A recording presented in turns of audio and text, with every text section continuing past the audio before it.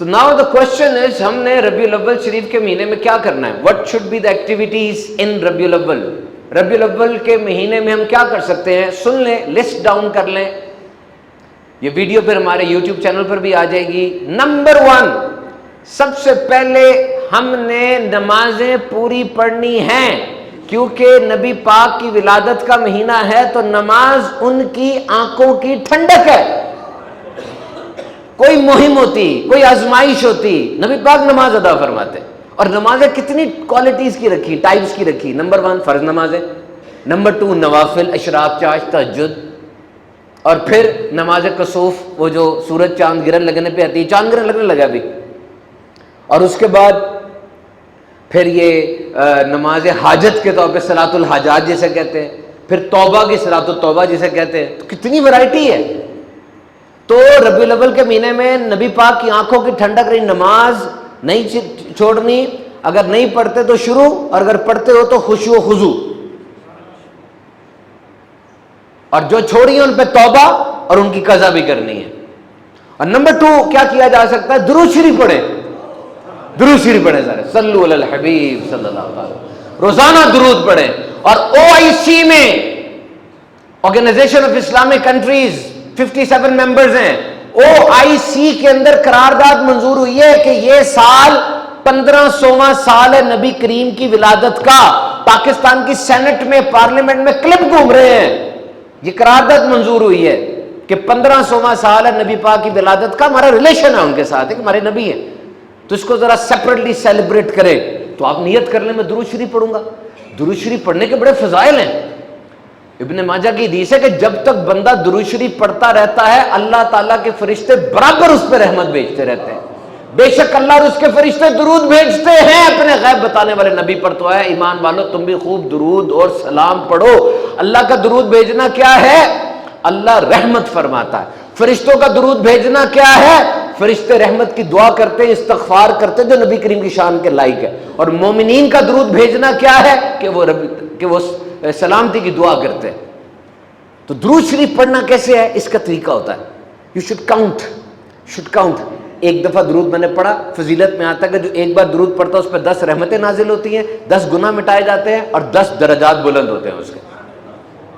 اب آپ پڑھتے جا رہے 50 بار ہو گیا۔ اب آپ نے کیا کرنا ہے؟ ارشاد فرمایا جو دن میں 50 بار درود پڑھے میں قیامت کے دن سے ہاتھ ملاؤں گا۔ پڑھتے جا رہے 100 ہو گیا۔ اب کیا؟ جو دن میں 100 بار درود پڑھے اس کی دونوں آنکھوں کے درمیان لکھ دیا جاتا ہے نفاق اور جہنم کی آگ سے بھری ہے۔ پڑھتے جا رہے 313 بار ہو گیا۔ اب فرمایا کثرت ہے، اور جو کثرت سے درود پڑھتا ہے قیامت کے دن اس کی شفاعت کروں گا۔ پڑھتے جا رہے 1000 ہو گیا۔ اب 1000 بار جو دن میں درود پڑھتا ہے وہ مرنے سے قبل جنت میں اپنا مقام دیکھ لے گا۔ کاؤنٹنگ بڑی ضروری ہے۔ کچھ لوگ کہتے ہیں کہ جی کاؤنٹنگ کیوں کرے؟ کاؤنٹنگ کیوں نہ کرے؟ کاؤنٹنگ تو کرنی ہے۔ میرے پاس ریسرچ موجود ہے کہ جب کاؤنٹنگ کر کے کوئی چیز کی جاتی ہے نا، گن کر، تو فوکس رہتا ہے، دماغ انوالو رہتا ہے، دماغ میں نئے سینپسز بنتے ہیں، دماغ میں ایکسرسائز ہوتی ہے، اس کی گول اورینٹڈ ہوتا ہے۔ آپ مجھے بتایا میں سے وہ لوگ جن کو فزیو تھراپسٹ نے ایکسرسائز کا کہا ہوا ہے، کمر درد ایکسرسائز، اگر کاؤنٹنگ کر کے ایکسرسائز کی جائے کتنا مزہ آتا ہے کہ میں نے کر لیے 10، میں نے 20 کر لیے، 1500 قدم میں چل گیا، مجھے اینڈرائڈ نے بتا دیا کاؤنٹنگ سٹیپس کا، تو میں نے آج کا کوٹا پورا کر لیا۔ اور نبی پاک نے بھی کاؤنٹنگ کا فرمایا 33 بار اور 34 بار۔ تو کاؤنٹنگ بڑی ضروری ہے۔ اب نبی پاک صلی اللہ علیہ وسلم پہ درود پڑھتے ہیں ہم، انہیں تو کوئی فرق نہیں پڑتا اس سے، ہم درود پڑھے یا نہ پڑھے انہیں کوئی فرق نہیں پڑتا۔ یاد رکھیے گا وہ اللہ کے حبیب ہیں، ان کا ذکر خود رب تعالیٰ نے قرآن میں بلند فرمایا ہے۔ درود کا فرق کیوں پڑتا ہے؟ آپ نے کیوں ارشاد فرمایا کہ وہ جانتے ہیں کہ درود میرا امتی پڑھے گا اور اس کا رب اس سے راضی ہو جائے گا۔ نبی پاک ایک دن تشریف لائے تو مسرت تھی ان کے چہرے پہ، خوش تھے، حشاش بشاش تھے۔ صحابہ نے پوچھا یا رسول اللہ قربان آپ خوش ہیں، وجہ کیا ہے؟ ارشاد فرمایا بھی جبریل آئے اور ارشاد فرماتے تھے کہ آپ کا امتی ایک درود آپ پہ پڑھے گا، میں جبریل اس پہ 10 بار درود پڑھوں گا، رحمت کی دعا دوں گا، اور ایک بار سلام وہ آپ پر بھیجے گا، میں 10 بار سلام بھیجوں گا۔ تو ربیع الاول کا ہمارے کیا ہو گیا مشن؟ ایک کیا ہماری افرمیشن ہو گئی، کیا ہماری ایک عہد ہو گیا کہ ہم درود شریف زیادہ پڑھیں گے۔ نمبر 3 مسجد بنا دیں۔ مسجد بنا دے. مسجد اور وقف چاہے چھوٹا بھی ہو، نبی پاک نے فرمایا کہ جو چڑیا کے گھونسلے کے برابر بھی مسجد بناتا ہے اللہ تعالیٰ جنت میں اس کا گھر بناتا ہے. چھوٹا نہیں سمجھنا اس کو. آپ میں سے کئی ہوں گے جو پوری مسجد بھی بنا سکتے ہیں، کئی ہیں جو مسجد میں حصہ ڈال سکتے ہیں، کئی جو مسجد کی صفیں لے سکتے ہیں، کئی جو مسجد کے اندر پنکھا لگا سکتے ہیں. لگا جائیں، بعد میں آنے والے نہیں خیال کرتے. آپ نے کتنا کر لیا اپنے بڑوں کا خیال؟ معذرت کتنا کر لیے؟ تو آپ والے کریں گے؟ آپ کا بہت مشکل ہے. اپنے ہاتھ سے کچھ کر جائیں. تو اس ربیع الاول میں ہم مسجد کو بنا دیتے ہیں. نمبر 1 سنت، ایک سنت روز سیکھیں اور 15 لوگوں تک پہنچائیں. ایک سنت روز سیکھ لیں، 15 لوگوں تک پہنچائیں. یہ اسٹریٹ رکھنا ہوتا ہے، یہ جو نا کور، اس کو اسٹریٹ رکھتے کھاتے ہوئے.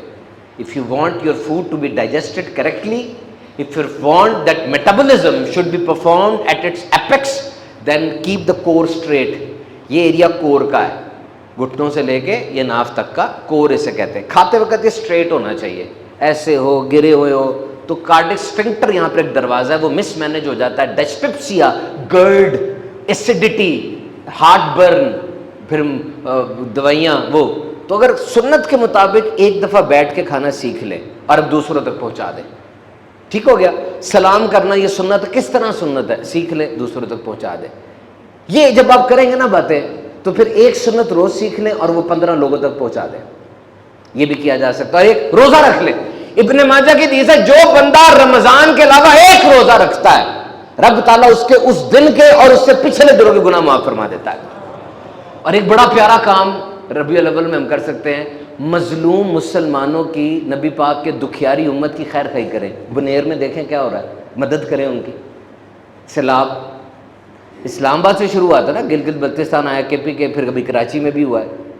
نبی پاک اپنی امت سے بڑی محبت فرماتے ہیں، اور آپ کی شفقت، آپ کی برکت حاصل کرنے کی شارٹ کٹ کیا ہے کہ آپ بھی نبی پاک کی امتیوں سے محبت کریں. حضور نے مدد فرمائی ہے، سخاوت کر کے، پیسے کے ذریعے، تھپکی دے کے، الفاظ کے ذریعے سلو کروا دیتے تھے حضور. اور پھر حضور نے تو نظام ہی پورا ایسا بنا دیا کہ مدد ہوتی رہے، زکوٰۃ، خیرات، چھوٹی عید، بڑی عید پہ گوشت، یہ سارا سسٹم بنا ہوا ہے. اور جو کاروبار بھی کر رہا ہے نا، یقین کرے وہ بھی حضور کی امت کی خدمت ہی کر رہا ہے. کاروبار کرنا بھی، کیونکہ کاروبار میں روزی کے 9 حصے ہیں، اور اگر وہ پروفٹ لے رہا ہے تو اس کا بھی تو فائدہ ہے نا. کتنے لوگوں کو اس نے نوکری دی ہوئی ہے اور صحیح جائز پروفٹ لے رہا ہے، وہ تو کام کر رہا ہے. جائز پروفٹ لے گا، لوگوں کو تو سروسز چاہیے، تو لوگوں کی خدمت کریں. اور دوسرا خوشی منائیں. یہ دن خوشی کے ہیں. دیکھیں میں بتاؤ، آپ نے یس یا نو کہنا ہے. 14 اگست پہ خوشی مناتے ہیں، گھر میں 4 بیٹیاں، اللہ چاروں کے نصیب اچھے کرے، اللہ بیٹا عطا فرمائے، خوشی مناتے ہیں. اور اس بیٹے کی جو پہلی سالگرہ ہوتی ہے خوشی مناتے ہیں. گھر میں شادی ہو، بیٹی خوشی مناتے ہیں. خوشی منانے کا کیا انداز ہوتا ہے؟ 14 اگست پہ کیا پنجاب اسمبلی کے اوپر کیا لگا ہوا تھا؟ کیا لگا ہوا تھا؟ اور لائٹیں تھی نا، یہ کیا لگا ہوا تھا؟ سارا لائٹیں تھی نا. یہ انداز ہے خوشی منانے کا. کون سا ایسا گھر ہے مجھے ثابت کھڑا ہو کے مجھے بتا دے کہ جی میرے گھر بیٹی کی شادی، بہن کی شادی ہوئی تھی اور میں لائٹیں نہیں لگائیں؟ کھڑا ہو کے بتا دے مجھے کہ جی ہم تو لائٹیں نہیں لگاتے، ہمارے بڑوں نے منع کیا. یہ خوشی کا ایک انداز ہے، اور جو جیسا امیر ہوگا ویسی وہ خوشی مناتا ہے. تو یہ ایک انداز ہے کہ آپ لائٹنگ کر دیتے ہیں. آپ صرف یہ بتاتے ہیں کہ جی برتھ ڈے ہے، ہمارے نبی پاک کی برتھ ڈے ہے، تو ہم نے لائٹنگ اس لیے کی ہے کہ ہمیں خوشی ہے. اور پھر نبی پاک کی سیرت کی محفلیں کریں، میلاد منائیں. میلاد کی ڈیفینیشن کیا ہے؟ تلاوت ہوتی ہے، نعت ہوتی ہے، پھر بیان ہوتا ہے نبی پاک کی سیرت پر. اس کے بعد درود و سلام پڑھتے ہیں، جو اللہ نے کھانا دیا وہ کھانا تقسیم کر دیتے ہیں. بتاؤ اس میں غلطی کہاں ہے؟ اس پروسیس میں غلطی کہاں ہے؟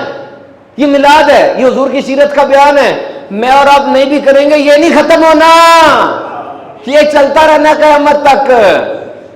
جب سب ختم ہو جانا حضور کا ذکر تب بھی ختم نہیں ہونا. کیوں؟ اس لیے کہ اللہ تو ہے اور اللہ اپنے نبی پہ درود بھیج رہا ہے، تو ذکر تو ہے، ذکر نہیں ختم ہونا. یہ اور پھر یہ جو ہے نا سیرت کا مطالعہ کریں، یہ بڑا ضروری ہے. سیرت کا مطالعہ کریں. اس دنیا میں جہالت و سفالت کے گندے بادل امڈ آئے تھے، اپنی بیٹیوں کو ہاتھ سے دفنایا جا رہا تھا. جو جتنا بڑا چور، چکا، ڈاکو، لٹیرا تھا اتنا بڑا معزز تھا. قیدیوں کو درندوں کے ساتھ چھوڑ دیا کرتے تھے، تماشا دیکھا کرتے تھے. کوئی اصول، کوئی قانون، کوئی ایڈمنسٹریشن، کوئی مینجمنٹ، کوئی پرنسپل، کوئی ڈسپلن دنیا میں نہیں تھا. اور پھر فاران کی چوٹی پہ وہ نور چمکا، وہ نور چمکا، نبی پاک کی ولادت ہوئی، پوری دنیا میں وہ نور پھیلتا چلا گیا. وہ عرب جن کو کوئی دیکھنے کے لیے تیار نہیں تھا، موسٹ ان نوٹسیبل، کوئی فاتح گزرتا تھا نا، ان کو فتح بھی نہیں کرتا تھا کہ ان پہ حکومت کرنے کا بھی کوئی فائدہ نہیں ہے. اور وہ لوگ 100 سال کے عرصے میں دنیا کی سب سے عظیم قوم بن گئے. کیسے؟ حضور کی سیرت سے. حضور کی سیرت سے. پڑھو سیرت کو، پڑھتے نہیں ہو، دیکھو سیرت کو. اور جب سیرت کی بات ہوگی یاد رکھنا نبی پاک صلی اللہ علیہ وسلم کے حسن و جمال کا تذکرہ ضرور ہوگا. یاد رکھنا ابھی ہم نے ایک سیریز بنائی ہے، سیرت اور سائنس سیریز. یہ بڑی محنت سے ریسرچ اورینٹڈ سیریز ہے. 12 اس کے ایپیسوڈز ہیں، 10 منٹ کا ایک ایپیسوڈ ہے. میرے آفیشیل یوٹیوب چینل پر یہ 1 ربیع الاول سے 12 ربیع الاول تک روز شام 7 بجے آن ایئر ہوگی. انشاءاللہ اس کو آپ دیکھیں گے. اس کے اندر آرٹیفیشل انٹیلیجنس اور سیرت، اس کے اندر ایڈمنسٹریشن، مینجمنٹ، ٹاؤن پلاننگ اور اس طرح کے جدید ٹاپکس لیے گئے ہیں. تو آپ ضرور اس کو دیکھیے گا.